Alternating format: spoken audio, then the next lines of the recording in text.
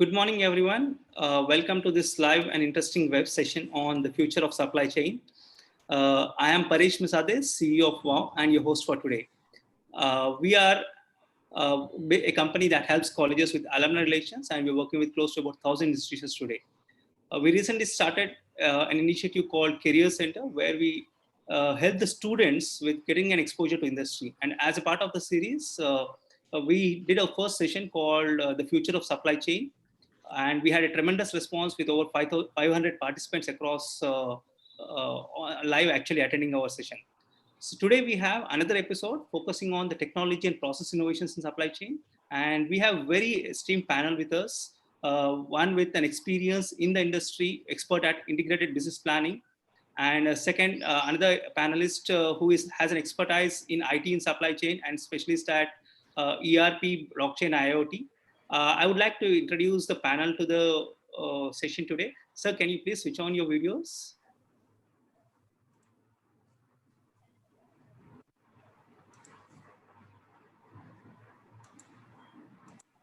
So our first panelist is Mr. Vivek Sarbhai. He's a NITIE alumnus from 1991 batch. He brings in an expertise in supply chain domain over 3 decades. And in his last stint, he was a director of customer service and logistics at Mondelez, Middle East and Africa. And he's an expert at integrated business planning. He's very enthusiastic about the new technologies and also has been instrumental in implementing very new initiatives. Well, I would like to welcome you, Mr. Vivek. Thank you, Paresh. How's everybody? I hope everybody's safe. Sure. And joining him is Mr. Arnab Banerjee, again an NITIE alumnus of 2002 batch. He's been working with Infosys for over 14 years and currently serving as principal consultant at Infosys in enterprise application services. He also has a very strong expertise in ERP, IoT, and blockchain implementations and have played a very crucial role in a lot of large supply chain transformations. So welcome, Mr. Arnab. Everyone. So to start with, sir, basically, Vivek, sir, our Honorable Prime Minister has recently addressed the nation about modernizing the supply chain. And I would like to hear your thoughts about what does it mean to modernize the supply chain and where are we standing at this moment? Thank you, Paresh, and thanks for inviting me to this webinar. So the Prime Minister has just recently said, and all of us heard that. But before I go and try to answer that, I think I just want to take a step back and explain. I mean, when I looked at the topic you chose, Paresh, future of supply chain, I thought let me be provocative for the whole audience that is it the future or is it the inevitable future? So something which has to happen.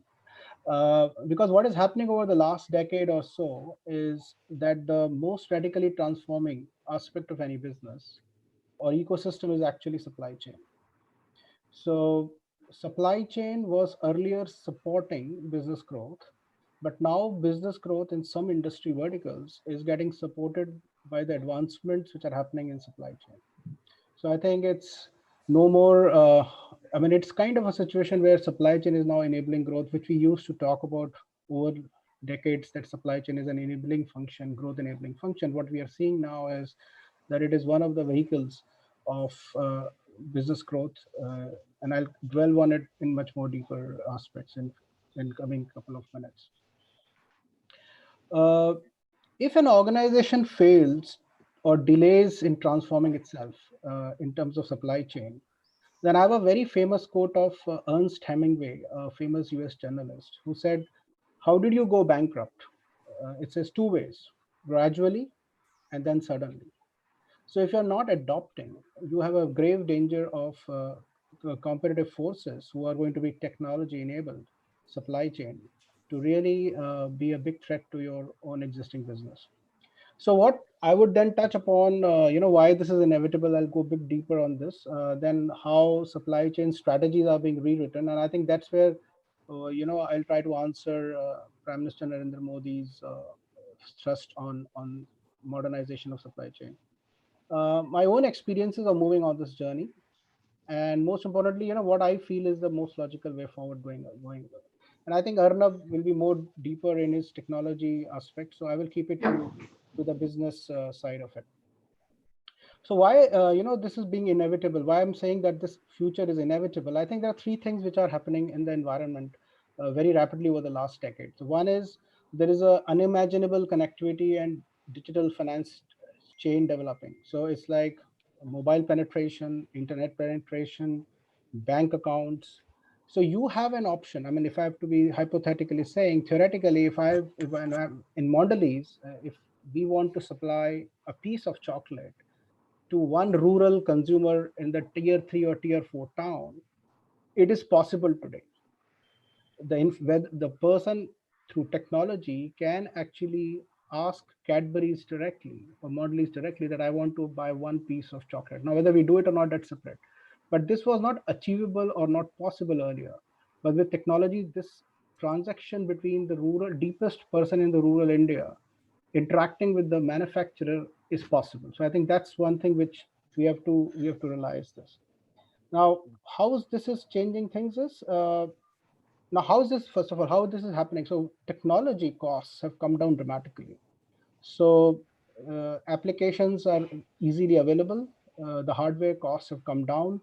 So any business, even a small business, can actually think and afford to drive accessibility and penetration of its product, which was a small business used to be at a disadvantage to a large business earlier. That's no more there. The third thing is e-commerce. E-commerce has made consumer interact with manufacturer directly, which means that consumer is becoming even more demanding. So if I have to give an example, when Uber started, and if you used to book a cab, and if somebody used to say that, if you see that your cab is 7 or 10 minutes away, you didn't feel that bad. But now when you book an Uber and if it says 5 minutes delay, you still become very anxious. That why is it 5 minute delay? Why it's not accessible immediately? So I think that's the changing nature of the consumer, where it's becoming more and more anxious and more impatient, and supply chains have to respond to, and the business have to respond to that. Other advancements which have happened is, and this is where I think Narendra Modi said, Prime Minister Narendra Modi said, intelligent supply chain is like AI and machine learning are actually providing enormous ability to churn massive data, which is now available because you're accessing the consumer directly for the first time, or your end customer directly for the first time. That you can actually drive a lot of quantitative analytics, which used to be the focus of the past, but you can now also drive qualitative variables into analyzing data to drive a better intelligent decision making. And AI and ML is also helping not just the decision making, but also the execution processes right to the door of the customer. And that's where the intelligent supply chain starts to play a big role. There is a study which was, I mean, I was listening to one of the seminars where a big consulting company, I don't want to name, big consulting company said that 90% of the CEOs they interact in the developed world are saying they want to adopt technology. They want to adopt data and analytics in their business to drive both top line growth and bottom line performance, which essentially means that the leaders of the big business at least are very clear that they want to drive technology driven supply chain and business decision making, which essentially means therefore that there is a thrust which will happen in future on this side if it is not happening anyway. uh, the other aspect is that this disruption is not an evolution. This just disruption is very much being forced, and why I'm saying that is that there is money which is fueling a huge startup culture, and big dollar is actually behind all this revolution. So market has to change because there are a lot of cases where startups are getting bust, but there are cases, but the amount of money still, I don't think, is drying down. It is still going to be the survival of the fittest, but the fittest will continue to get money, and they will continue to get the fuel to disrupt this industry. So I think these are one of the reasons why I would say that the future is very much inevitable. Now, my own experiences on moving on this journey is that, and I come from FMCG, so maybe my learning is very much restricted to what I have experienced. So as I said, there is a lot of motivation to drive technology development and supply chain. but there is also a mind trap of pilot. So one of the, if I have to explain that, is that sometimes you might find that in an organization you have got more pilots than pilots in an airline like Air India or Lufthansa. So that's the kind of mind trap people have got into, because they want to do it, but they are not very clear how to do it, what it takes to do it, and what is the key things which are important to enable this transformation. So there is a mind trap of the pilot. Uh, there is a big change management challenge. So what is happening is that majority of the disruption is happening in the front end or at the back end. The middle end, which I used to call where supply chain planning and manufacturing, etc., sits, the at least for our industry, the benefits are not that incremental, because there was always a focus on the cost or the inventory, which are the two main KPIs, or the service, which you used to call. But what is happening is in the front end, a large portion of spend, especially in advertising and trade, typically in an organization, it is to the extent of 20 to 25%. That was done with not that level of high-end analytics, but now it is possible to be done. Now those set of people, the marketing and the sales people, they are not by nature a very data crunching kind of people, so very few people who have that mindset. So there's a big change management angle to this in a company like FMCG, where everybody wants to do it, but their mind and the capabilities and the skills probably are not there.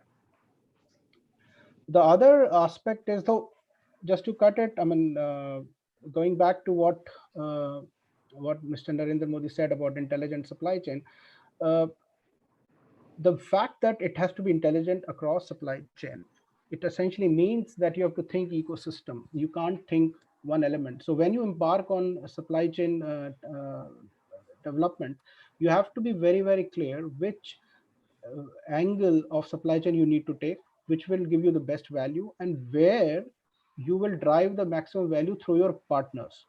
So coming to the next point, that how the supply chain strategies are being rewritten. I think there are three things which I'm finding are finding place in a supply strategy document statement. The first one is interconnected.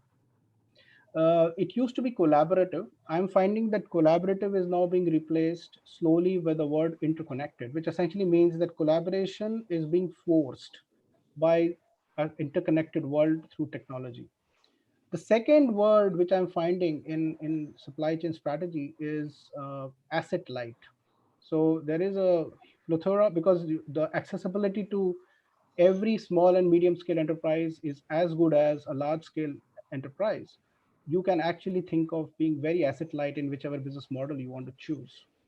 And third thing which I'm finding, which is like the core of this, is the intelligent. So intelligent word is being replaced, is coming into a supply chain strategy, which means that your decision making, you are trying to make data as your asset, and how do you drive that unique competitive advantage through just focusing on analytics, data, and being more intelligent about any decision making you want to do in any part of your business.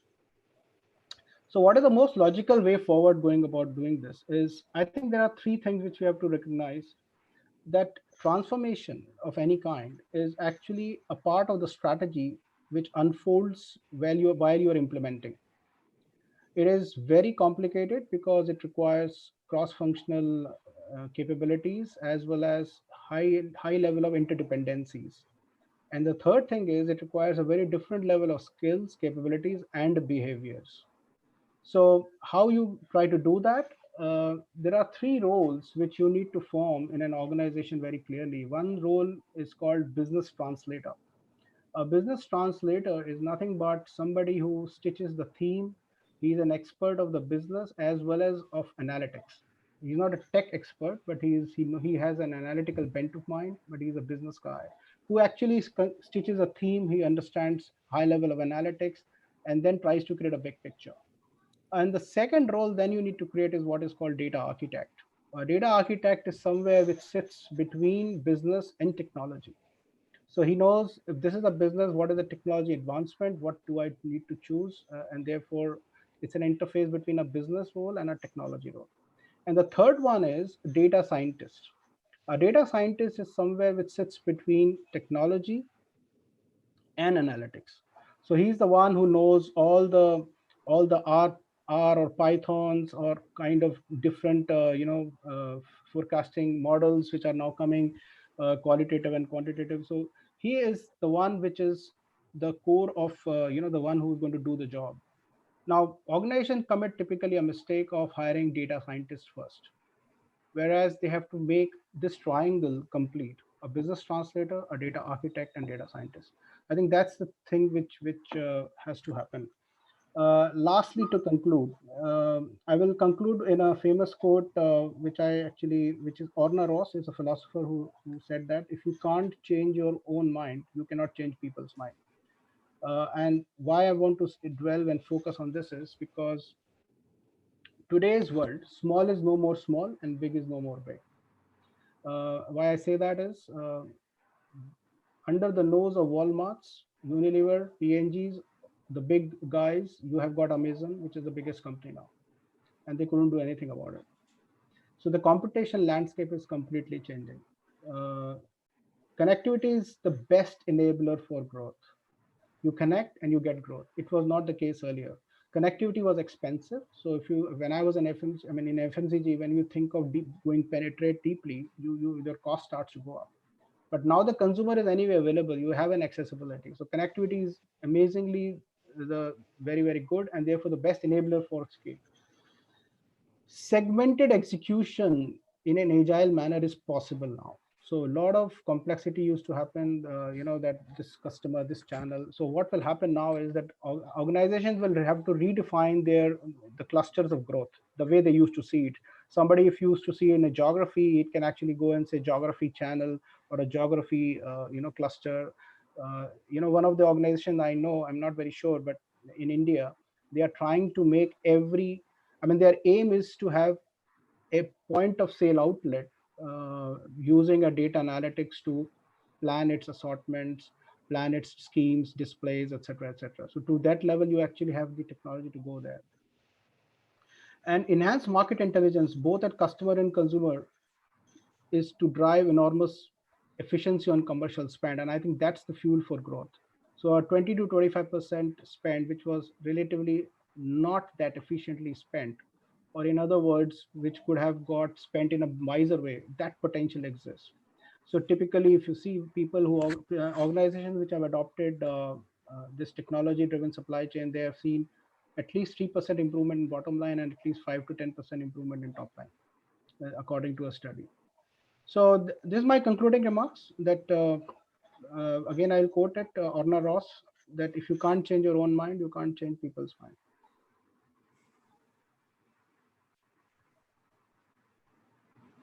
Paresh, you are on mute.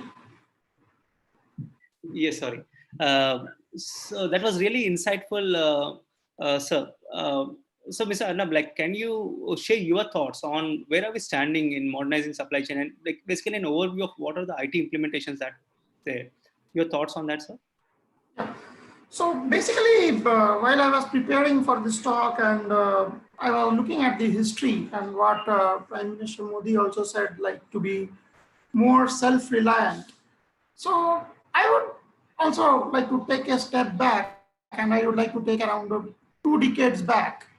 Like when we started with like the late 80s, early 90s, when we started with these Toyota production system and the single minute exchange of dies and all those things which we read in NITIE.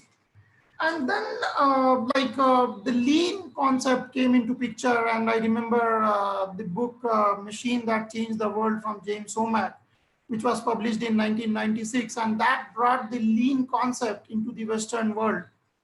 And then during my research, I came across like the 1999, 2000 is when the agile concept in supply chain came into the picture. And then mid 2000s, like 2004, 2005, 2006 onward, it was more about the Lee Agile coming into the picture. And early 2000, just after the Y2K thing is over, the ERP was the buzzword. It was the thing which was catching the attention of all the companies, and they were implementing it and all.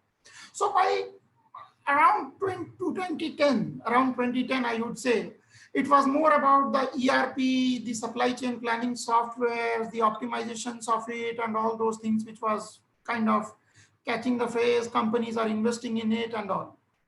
And obviously, they were also investing on being lean, on being agile and all. And what happened is around 2015 onward, these all things got a little bit matured, and that's when all these things like the analytics and the artificial intelligence and the big data came into the picture, and it also started to getting into the mainstream systems for the companies to adopt. But one thing which was completely missed out in these last 20-25 years of journey was the resilience part of the supply chain. And that is what is hampering the growth today, or that is what we are facing today in the pandemic. In fact, there is a 2005 HBR article by Yossi Sefi about how a company can be resilient, or how a supply chain can be resilient. And he talks about three aspects, like how you can be more resilient. And it is about building more redundancy in your supply chain, having excess capacity, more inventory, having more than one supplier, which are more against lean. And that's why it was never adopted. And second was, Sefi says that it's about building the flexibility. This is about the aspect of technology, which is kind of there today, what probably was not there in 2005, but which is there in 2020.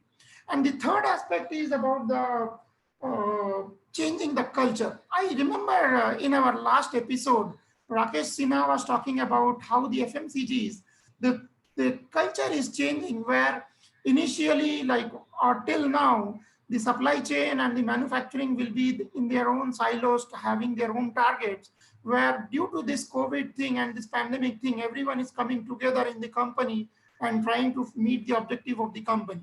So this marks a change in the attitude.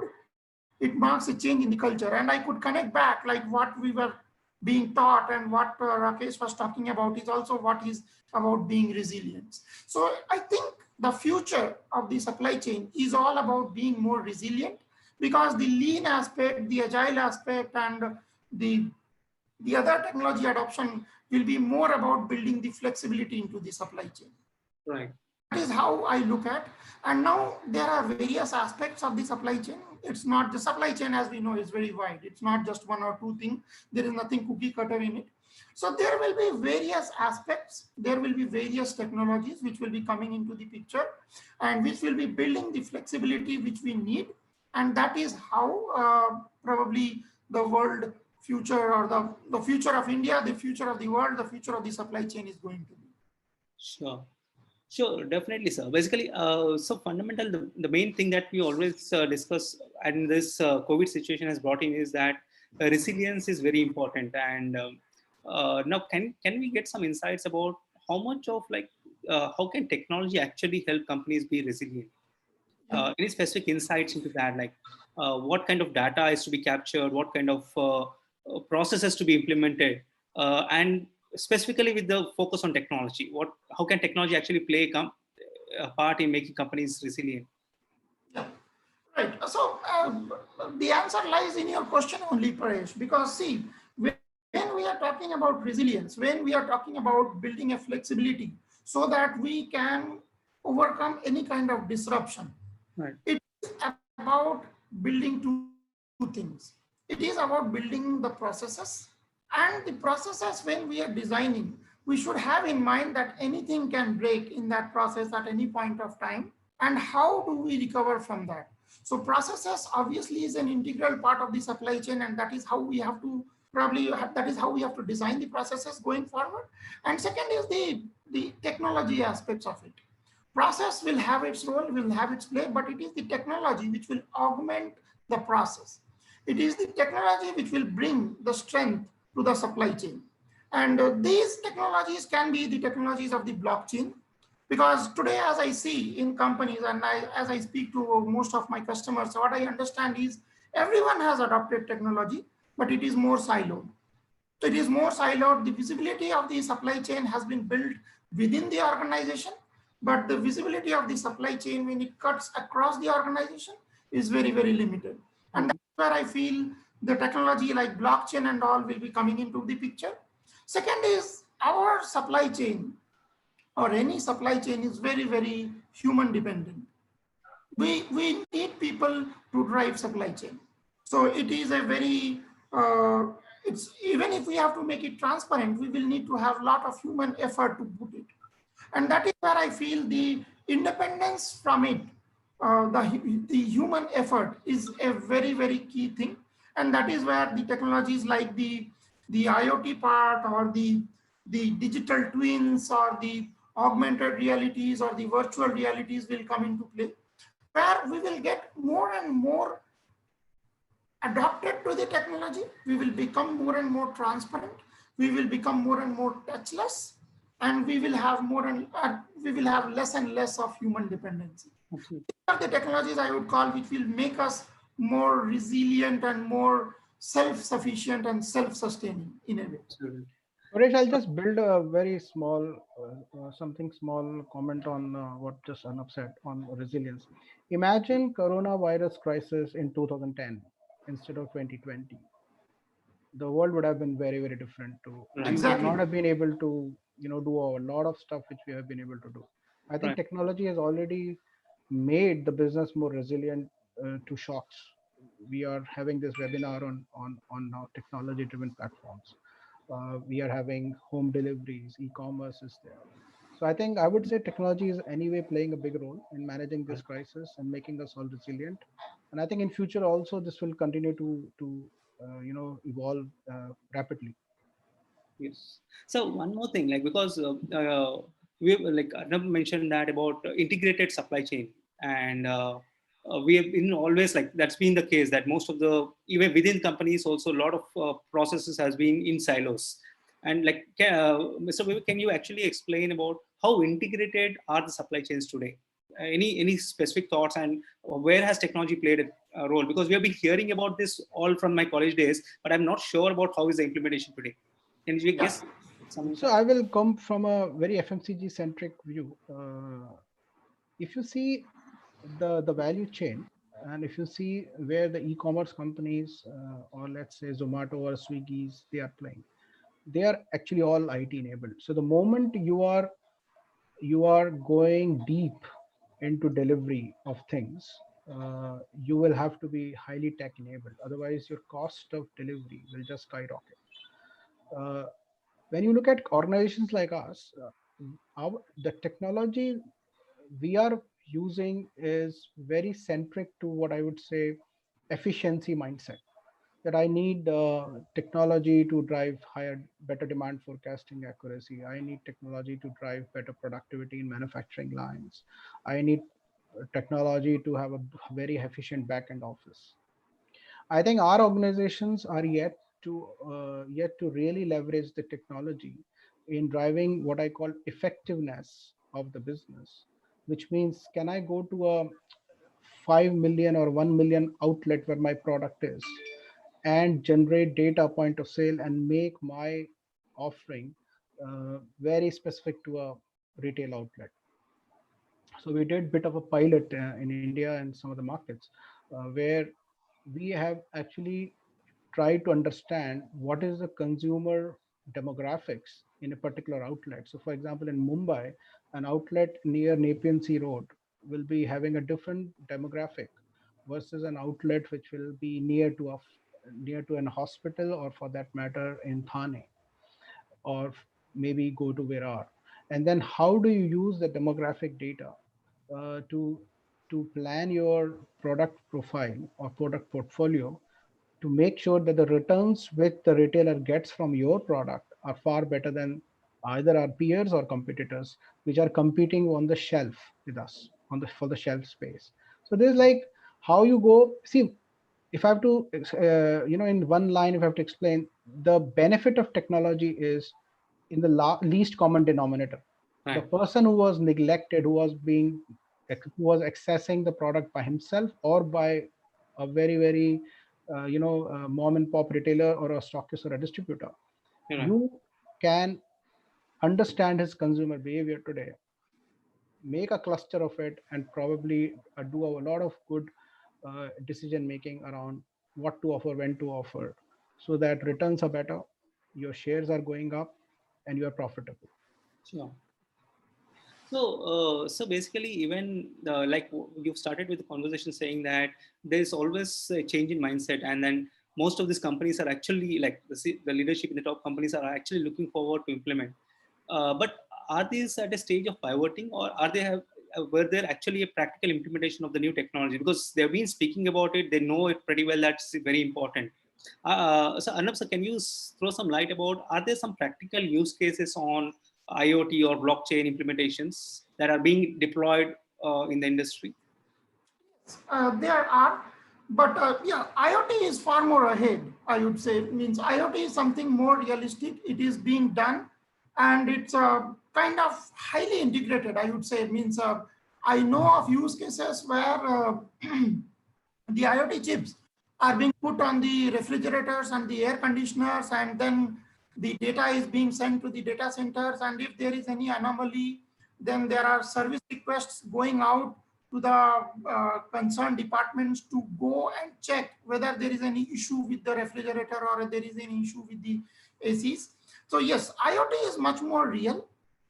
It is there and it is up for grab, and most of the organizations, and specifically process-centric organizations like the FMCGs and the pharmacies, IoT is in big time use. But blockchain, the adoption of blockchain is slow. I myself do a lot of blockchain discussion with many of our customers, and it is still in the stage of kind of POC. Yes, let's do this POC and then see how we get the benefit and all. And we did a few blockchain implementation kind of thing, or a POC kind of thing for government organizations also. And the uptake is there, but the blockchain inherently deals with things which are so sensitive, which is about the data and the trust. And it is about multiple partners. It's not just one or two, or it's not a point-to-point data thing. It's more of partners coming together, having the trust, sharing the data and things like that. The adoption is slow, but I'm very sure that blockchain in a way may be more slower than what ERP did, but it will have a very similar trajectory like ERP. The way ERP brought organizations or different departments in an organization together, the blockchain will do this similar thing of bringing partners together. And I can see there are blockchain implementations in the automotive industry where they are trying to build a blockchain network of bringing all the different suppliers for an organization together. And this was started by Daimler, and then Daimler is trying to get the other organizations together and have a consortium kind of thing, because the suppliers are more or less same. Whether we go to the Volkswagen or the Daimler, the suppliers are very similar. So once they have a network, then they are trying to kind of generalize it and bring all the partners together. So it will have a trajectory. It will bring partners together, but yes, the adoption is slow. IoT is much more faster. Similarly, I would like to give this example of the AR, VR, the augmented reality and the virtual reality. I was recently reading in one of the things, like I was doing some research, and in that I found out that there is I don't remember the company, there was a footwear company, and it came up with a new footwear. And the ask for the company was how much of the footwear to make. So it's a new product introduction, right? It's an NPI. And generally we know when we have an NPI, the way we forecast is we will take a similar product which we have done in the past, we will take its history and we will say that, okay, this is the history and I will do a similar forecasting for the new product. Now they had a very novel use of the augmented reality and the virtual reality. What they did is the new footwear which was introduced, the design of that footwear, they kind of do a simulated run like what were the footwears which look similar to which we have sold in the past. And they identified some 2 or 3 footwear which were having a very similar design. Obviously, it will not be exactly the same, but very similar. They took the forecast of those. They took the forecast of those only products. And then they kind of mediated it, and then they came up with a refined forecast, which was driven from only those models which were very similar to this footwear. And then that forecast was around 70% accurate. So this is a very good use case of AR/VR, I would call it. Like how the capability of the technology is helping something to do in a forecast. Similarly, I know Hyatt Hotels has done that. They have implemented video analytics. So basically the problem was very simple. Like we eat in our hotel rooms and we place the plates, the soiled plates outside our room, right? And that was leading to a lot of roaches and infection and things like that. So they had these video cameras watching the gallery and all those things, right? So they did a video analytics out of it, and they identified that if there is any plate lying there for more than X amount of hours, they kind of will send someone and pick that up. So it's a use case. It's a use case. May not be exactly in supply chain, but this is a use case of how the technology is being used for the benefit of supply chain or the benefit of any business, for that sake, so as to say. So yes, use cases are there, and it is being used. It is being adopted by the companies, and it's all about finding the right tool for the right use case. Sure, sure. So there's a question by Mr. Amit Katiyar. He's asked about what is the future of planning as a role? Will it be taken over by AI and ML? Mr. Vivek, probably you can throw some light on that, because we are getting a lot of data, and we already have, like in the last episode as well, we discussed about demand-driven forecasting models and having a real-time demand-based approach. So how do you think AI ML will actually change up any roles that are already there in supply chain? Will there be any replacement of roles? How does it look like? So I think it's a great question. First of all, I mean, planning is, my view, is forte of, if I look at industry, across industries, FMCG has very strong planning skill set relatively compared to other industries. So I totally second that. Paresh, you are frozen. Are people able to listen to me? Vivek, he will probably join. Yeah, he's back. Yeah. Okay. Can you guys hear me? Yes, sir. Can you go ahead? Yeah. So I think there is a big revolution in the offing in the planning side, but I think the objective with which this will happen will be slightly different, quite different. So the way today the planning is structured in most of the organization is trying to measure its efficiency or efficacy through forecast accuracy, impact on service, cash, and cost.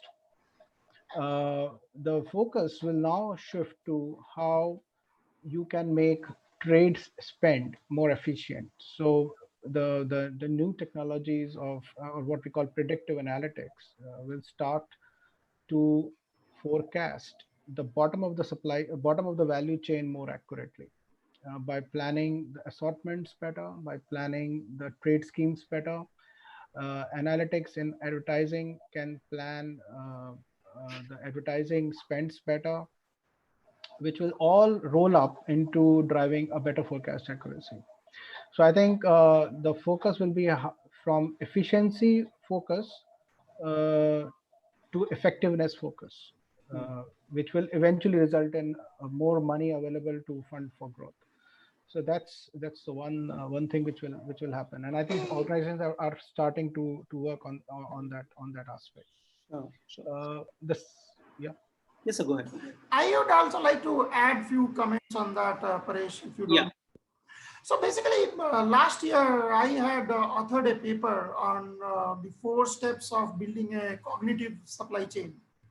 And then in that aspect, obviously I spent a lot of time in trying to find out like how the supply chain planning area, the demand planning area would look like in the future.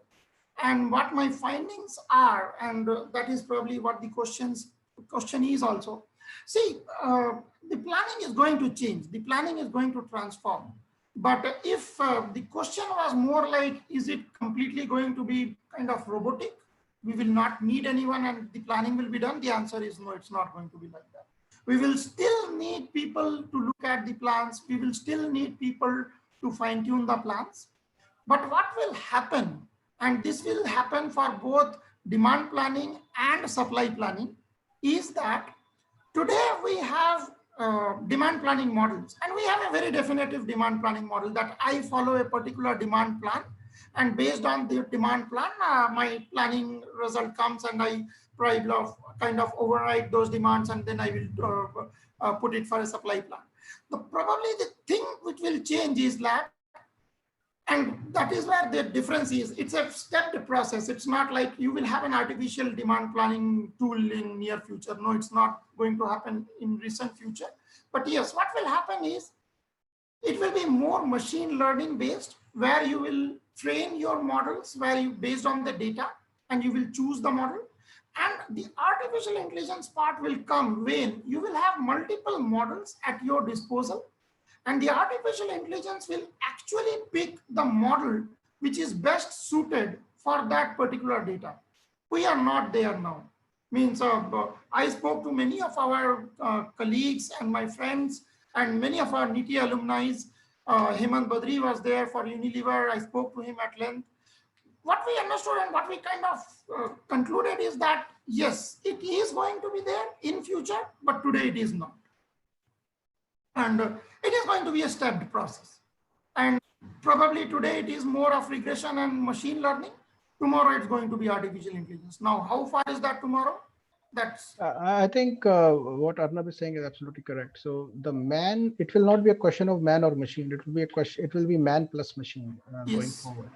And what will also happen is, typically in an organization, what happens is there is a bottom-up forecast and there is a top-down forecast, and they never the twain meets. And eventually people go with the top down.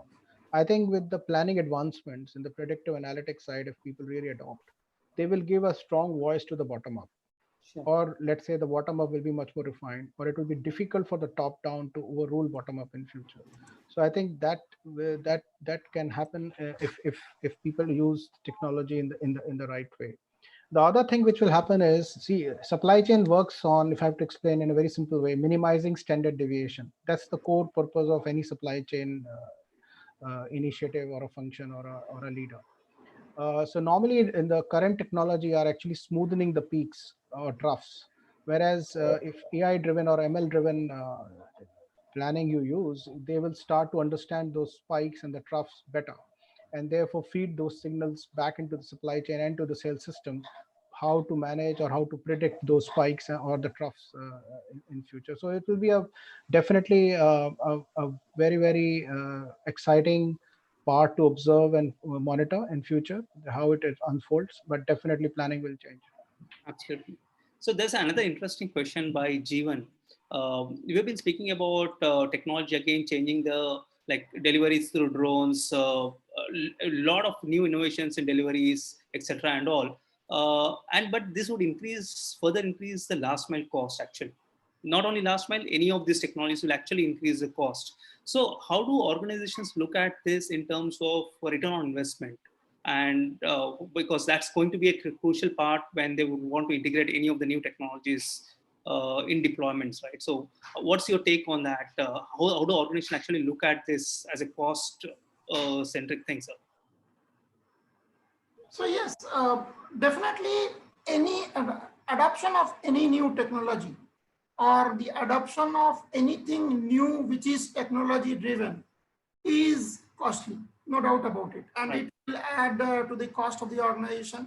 But we have to look at from a, what do we call it, the net present value, okay? And we have to look at from the return on investment over a period of time, and how long are we looking at? If we are looking at, and I would pick this example only what has been asked, like the delivery through the drones and things like that. See, today Amazon is doing that in US. And probably in the metro cities, I don't really know how many e-commerce companies are doing that. Maybe Amazon is doing that. And it's kind of very limited in India, so as to say. And probably it is true for most of the developing nations and probably for most of the Asia. The thing is about the economy of scale. Yes, today it will be costly, but if it proliferates, the cost will come down. Right. And that's where the answer lies. Yes, it will increase the cost, It will definitely increase the cost in the immediate terms, but over a medium term and a longer term, probably it will work out. And Mr. Vivek, how does a large organization like Mondelez look at this usually? So I think it's a very simple way to look at it. So as I said, if you're doing a drone delivery, or for that matter, you're accessing the end consumer directly, you have to look at the full route to market component of the cost, or let what we term it cost to serve. And I think with technology, what you can do is you may incur a very high logistics cost, but you can reduce the number of legs in logistics, which means that you are reaching faster. You are, I mean, just to give an idea, if we have a plant in Baddi, and if we have to send a pack of chocolates to a consumer in Chennai, we should there is after GST especially, you can actually ship through courier from your plant directly to the consumer home, and look at what is the cost of that consumer, the courier cost, and compare it with the way it travels right now from your plant to a DC, from a DC to a distributor, from a distributor to a retailer, and then from a retailer to a consumer. So if you look at all the margins and the cost involved today versus shipping faster, smaller quantity, you have to do just that calculation and understand whether what will make sense. And that's how the e-commerce is happening. Absolutely. E-commerce is exactly happening with that logic. So in the same thing, in the same context, we have heard that like companies like Grey Orange and all actually are using robots for order, like robots and AI ML driven things for order fulfillment, right? So while deliveries may be a bit different because you'll have to have a cost for that. How does the internal processes and how does RPAs actually are changing in the internal process at the company, sir? Yeah. You want me to answer? Okay. Yeah, you could. Anyone. Yeah. So see, RPA is very real. Okay. And there is a transformation happening within the world of RPA also. So the RPA is there for last, I would say, 4 or 5 odd years. Okay. At least 4 odd years, I'm very sure about it. And the way it is transforming is RPA was looked at as an office automation tool. Okay.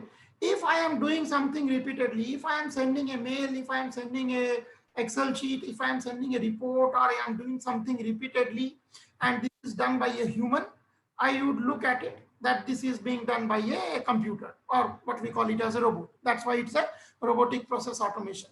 It was not having intelligence into it, let me put it.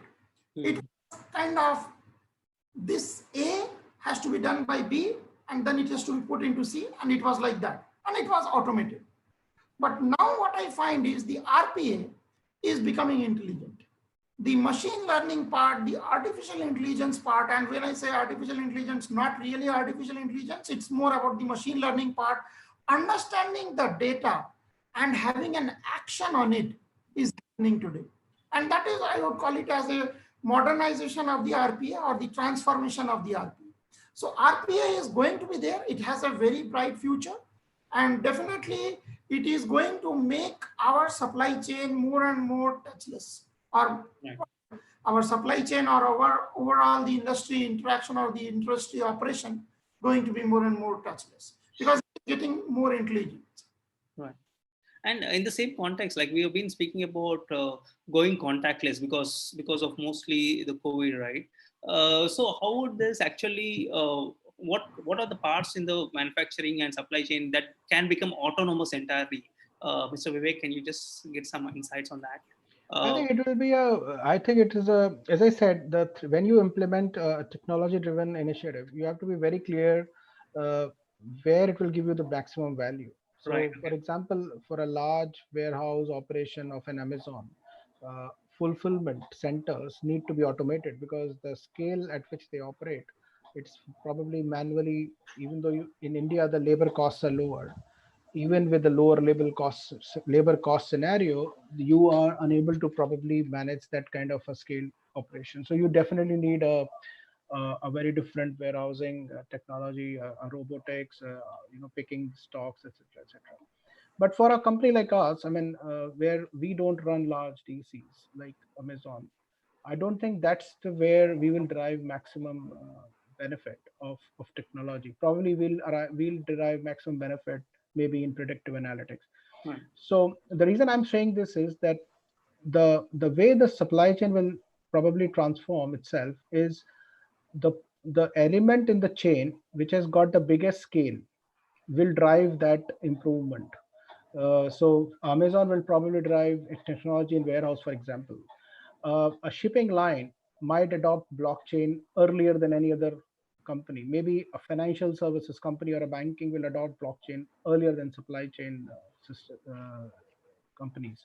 So, and that's how the mesh of technology will get created over a period of time. Sure.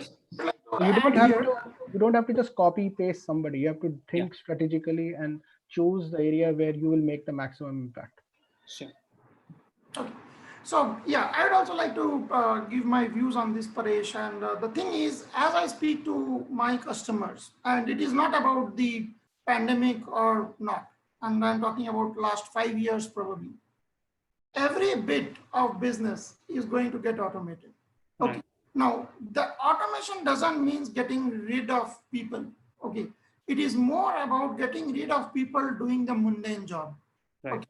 So means as I speak to my customers, I find the capture of an order, putting a quote, capture of an order, creating a purchase order means we have been discussing with one of our customer like how about having an Alexa creating a PO?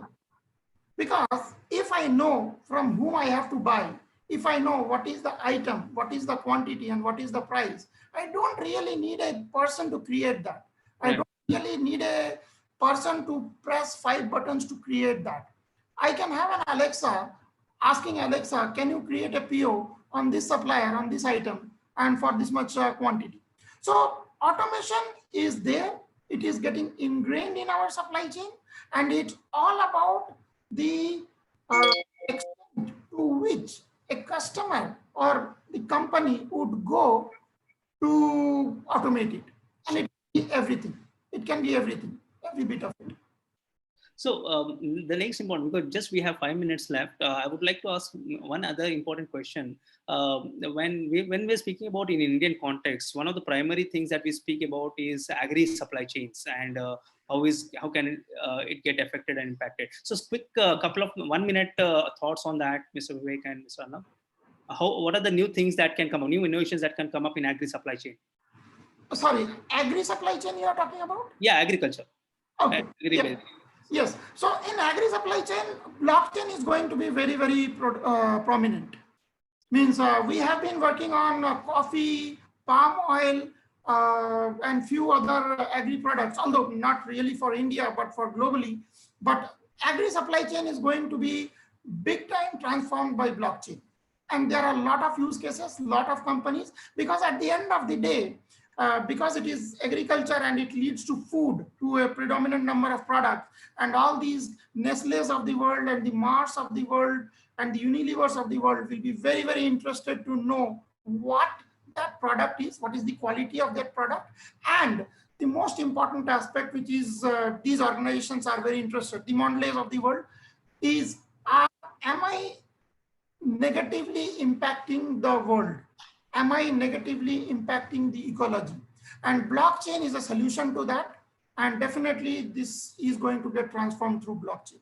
And IoT will also play a big role. Sure, absolutely. Vivek sir, any new thoughts about like any new innovations that can come up in agri supply chain that you think? I think if I have to talk very specific to India, the technology can be used first of all in driving weather forecast driven crop plantation. I think there's a lot of work which is happening in India around that. Secondly, I think before the technology comes in agriculture supply chain in India, the infrastructure has to come first. I think yesterday the government has changed the law of APMC. I think that's very revolutionary. That will definitely change the way the agriculture trade is being done in India.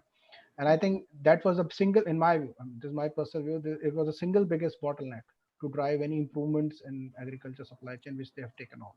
So I think it will unfold a different agriculture supply chain in terms of infrastructure, et cetera, et cetera. A lot of private players might get interested.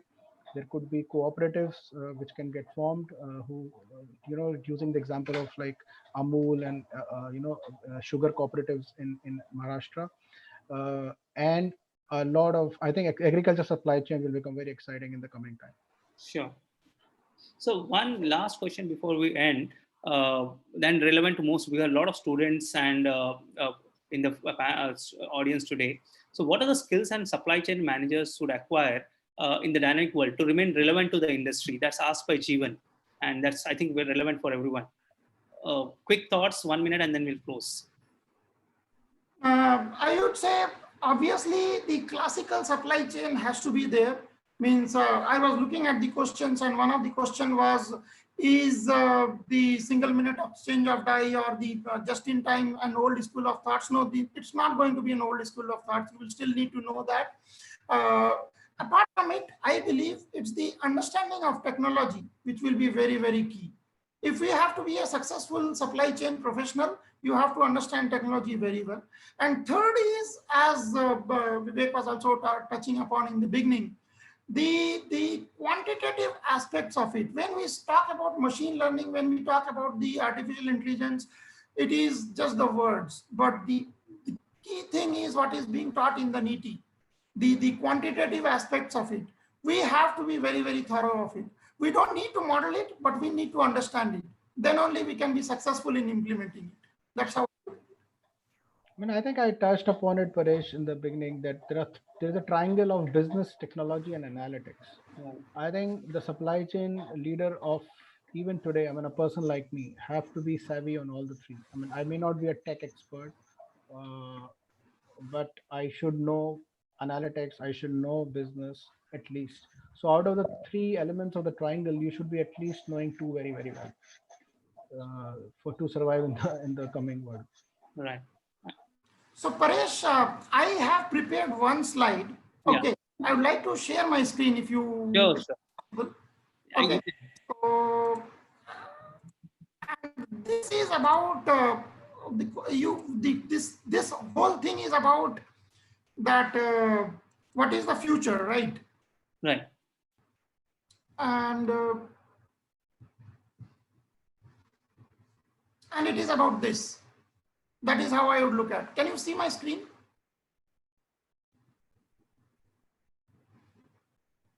Yeah, I can see. So the post-pandemic supply chain will be, I would call it as, I would abbreviate it as START. It is secure, touchless, automated, resilient, and transparent. Sure. Okay. So that's how I would like to end my. That's a great way to summarize it. Secure, touchless, automated, resilient, and transparent. Wonderful, sir. Sure, so I think we are just done with the time. We have to close the session. Thank you very much, Mr. Vivek. Thank you very much, Dr. Arnab, for being in the call, enlightening us with lots of insights that you provided.